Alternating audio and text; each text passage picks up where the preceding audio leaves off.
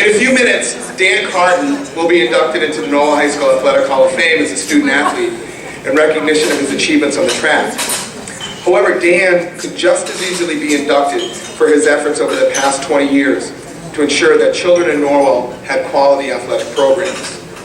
Whether it was coaching track in Norwell High School or being a leader in Norwell youth soccer, Dan has been and is still willing to do whatever it takes to ensure that Norwell students have the opportunity to participate in competitive and educational athletics. Now, I wasn't going to mention the outstanding hair that Dan had back in the day, but really, how could I not? I mean, isn't that awesome? I just love it. He's Dan Carton and he improves Scott Brown's picture. All right, switch it, Nick. In all seriousness though, Dan to me is a role model as to what Kevin and Chip and others have talked about. What it means to be a contributing community member, not just for your children, but for the children of the community. He's also a role model to me as an educator and as a dad. And he's also a fellow Boston College Eagle, so he's got to be pretty good. To present Dan Carton for induction into the Norwell High School Athletic Hall of Fame, please welcome Mr. Mark Wilson.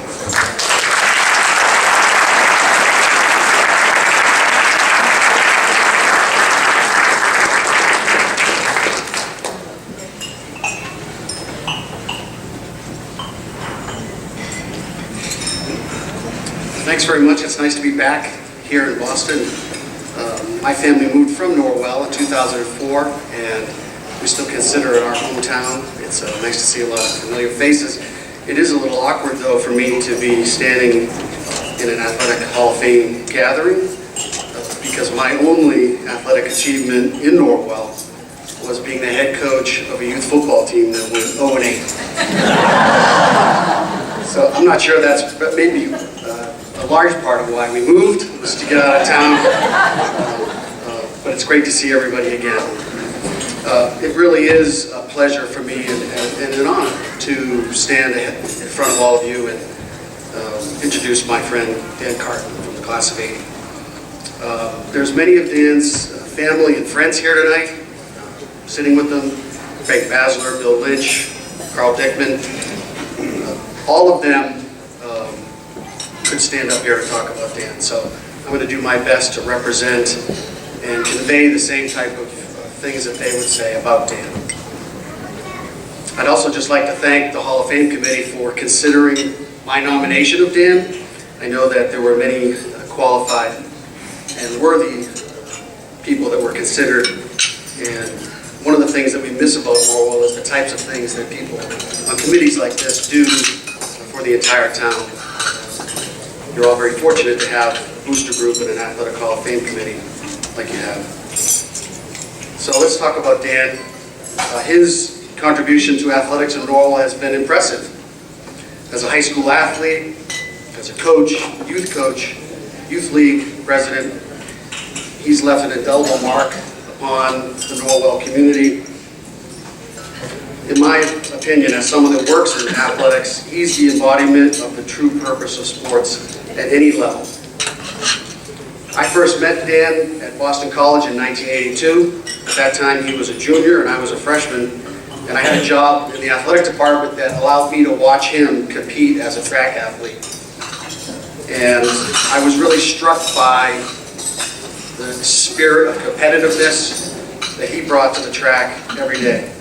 And moving from high school to collegiate sports is very challenging and it can be difficult.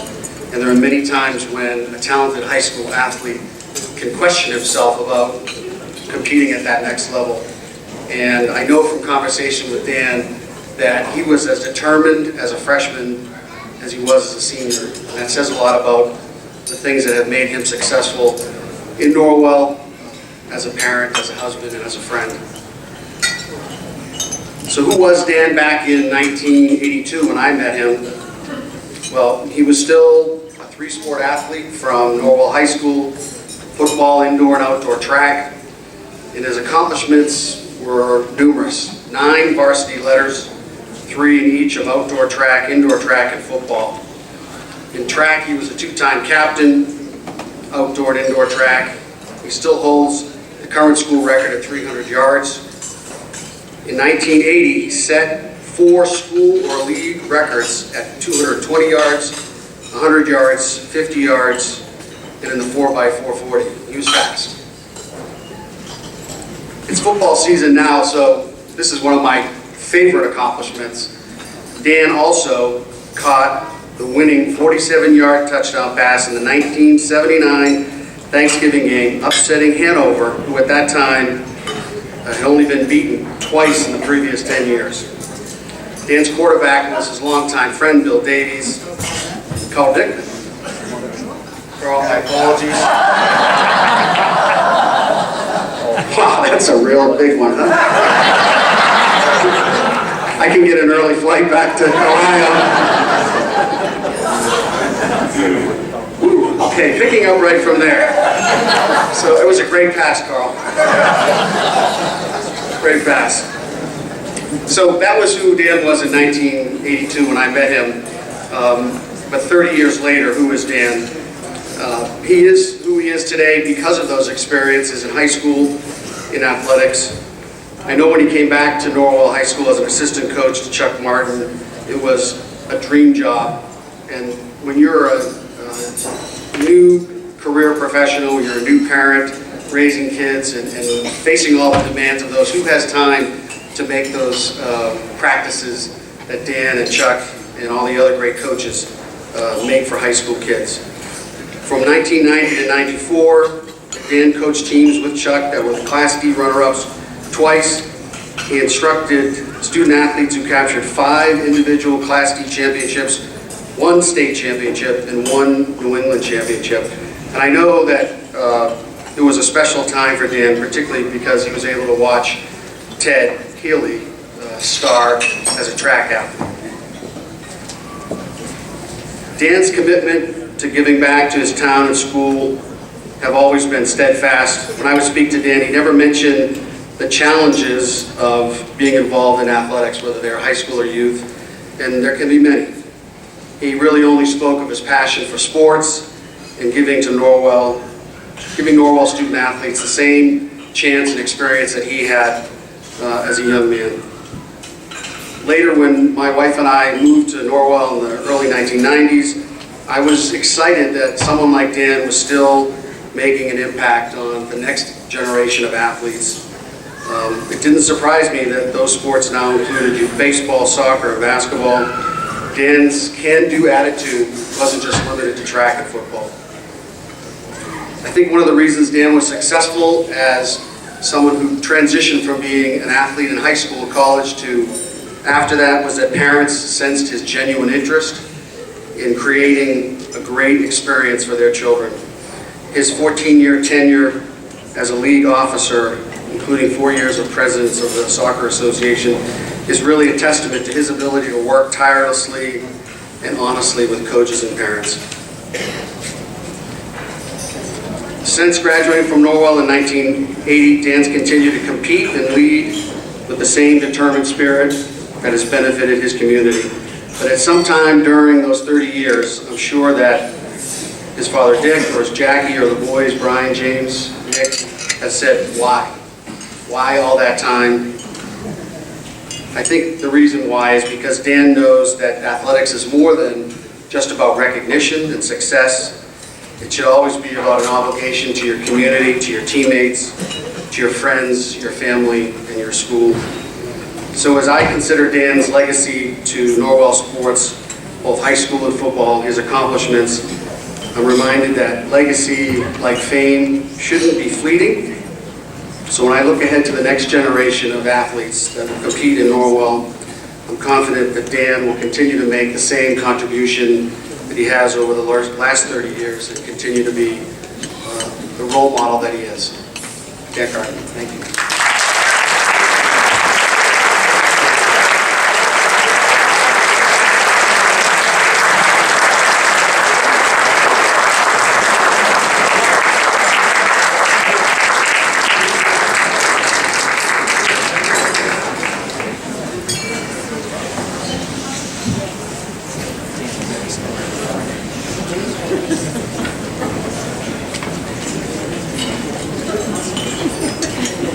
I do a lot of public speaking in my job, but I'm really not up for this tonight, I'll tell you. This is tough. I'm kind of an emotional guy, so I'm going to try to keep it as clean as I can, because otherwise I'll probably start crying, which isn't really a good thing tonight with my boys here, but I'll do the best I can. I do want to thank the other inductees. It's a tremendous group of people, and I'm just humbled to even be considered with them. Thanks to the Hall of Fame committee. I am a member, by the way, but I did recuse myself. I was not allowed to vote for myself. I will tell you that. I was asked to leave the room, so that is totally true. I need that to be said. And I'd also like to thank Mark for flying in from Ohio to do this for me. It was a really nice thing. He was the guy that nominated me, and that meant quite a bit to me. So it was really quite great. I guess what I'd like to do is talk to the people who came here tonight on my behalf. There's 40 people, which is quite a lot of people, to come to something like this on a Friday night, which is not always the easiest thing to do, and I understand that. I'd like to thank my family who was here, who've always been so supportive. My dad, who started my track career, my sister my sister Christine and her husband Rick, my in-laws Ed and Wilma, Rob and Jen, Teddy and Kim, my aunt Jill, who's here, my Uncle Franny, my 3 boys, who are in my Hall of Fame and always will be, my lovely wife Jackie. I married the prettiest girl in town 25 years ago, and she still is. So I was in the Hall of Fame a lot longer. And I'm very superficial, and that's really all that matters.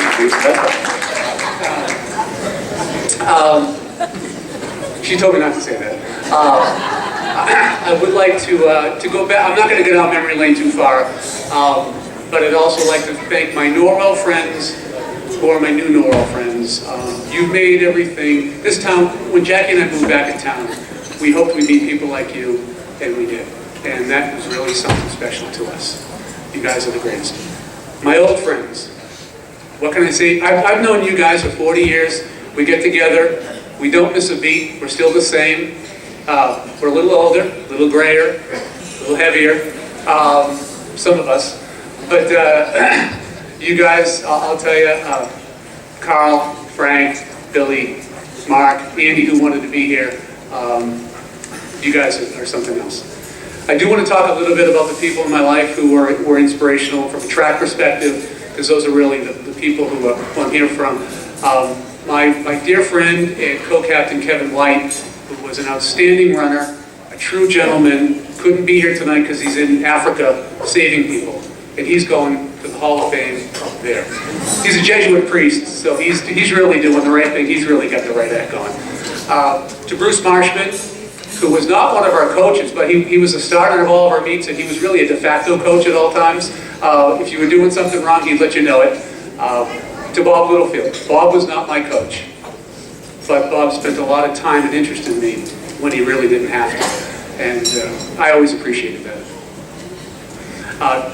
Last but not least, to Peter Scott. Peter Scott, for those who don't know him, he's not here tonight. I wouldn't ask him to be here because I knew he wouldn't come, but I love him anyway. He was a fiery, wiry guy who was a very intense man. It was his way or no way, and that's the way we ran track. That's the way it was expected to be run. Peter, for me, the thing that Peter did was he instilled me with confidence that no other person ever could do. He would make you feel like you were the best, even if you weren't. He made you feel that way. He did have his favorites. I was one of them. And so I was hesitant to tell a story, but I'm going to do it. And I'm going to try to watch my language because he was a little crusty sometimes. We were heading towards the state meet relay team, 4x400 relay team in 1979. And I had to stay after school to do a Shakespeare thing with Joey Bernacchio. Had to stay a little late. So I told Kevin White, I said, Kevin, tell Scotty I'm going to be late for practice. So I figured he would. And anyways, I go do my thing, and I'm kind of psyched. Okay, it's Wednesday. We get the track meet on Saturday. Things are going good. I'm going to get an A in this class, and I start jogging down to the track. And Scotty meets me right there at the first base line, right where the bench is, and he says to me, "Where the hell have you been?" And I said, "Well, why was I supposed to tell you I'm going to be late?" And he goes, "Well, why are you late?" And I said, "I had to stay after for Shakespeare." And he said, "F Shakespeare." And he goes, what has Shakespeare ever done for you? He goes, I'm your coach. He goes, Dan, I'm doing everything. You got 3 guys down here waiting for you to win a state meet, and you're up doing Shakespeare? He goes, mister, you need to put your priorities in life. Track and field is here. Academics is here. Social life is here. Social life might sometimes jump ahead of academics, but you got to put yourself, he goes, you're never going to be anything in life if you don't understand that track is number 1 to you. And here I am tonight because of that. So I guess he was right. And by the way, he did this while smoking a cigarette with no hat on, and it was about 20 degrees below zero. So that was the way he was, and Bob will testify that that is totally true. Anyways, I do want to thank all of you for being here tonight. When Mary Beth told me that I was going to be inducted, I did say one thing. I said, I will sell the room out. And it wasn't, and I didn't mean it because of me. I meant it because of you. Thank you.